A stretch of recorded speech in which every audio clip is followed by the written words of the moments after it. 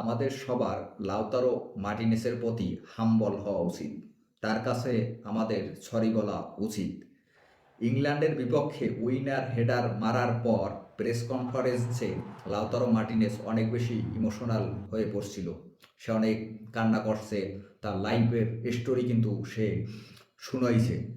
After Higuain আর্জেন্টিনার যদি কোনো কাউকে অনেক বেশি ক্রিটিসাইজ ফেস করতে হয়, সেটা লাউতারো মার্টিনেজ। তার জার্নিটা আসলে সহজ ছিল না অ্যাজ এ ফুটবলার হিসেবে উঠে আসা।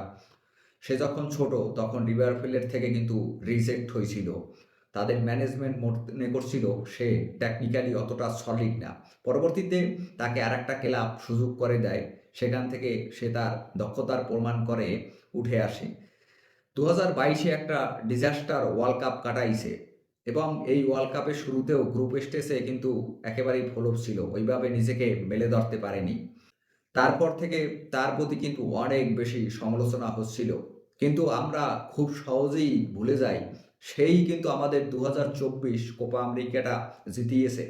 তার ইন্ডিভিজুয়াল পারফরমেন্সেই আমরা কিন্তু ওই কোপা আমেরিকাটা জিততে পেরেছি, কিন্তু খুব সহজেই আমরা এগুলো মনে রাখিনি। ইজিপ্টের বিপক্ষে ওই কেরাঞ্চ ম্যাচটাতে উইনিং গোলের কিন্তু অ্যাসিস্ট সে প্রোভাইড করছে। তারপরে সুইজারল্যান্ডের বিপক্ষের উইনিং গোলটা ছিল তার। আর সেমিফাইনালে ইংল্যান্ডের অ্যাগেনস্টে সবচেয়ে মহা গুরুত্বপূর্ণ গোলটা কিন্তু তার কাছ থেকে আমরা পেয়েছি। তাকে আমরা অনেক বেশি সমালোচনা করে ফেলছি, অনেকটা অনুচিতভাবেই তার আমরা সমালোচনা করেছি।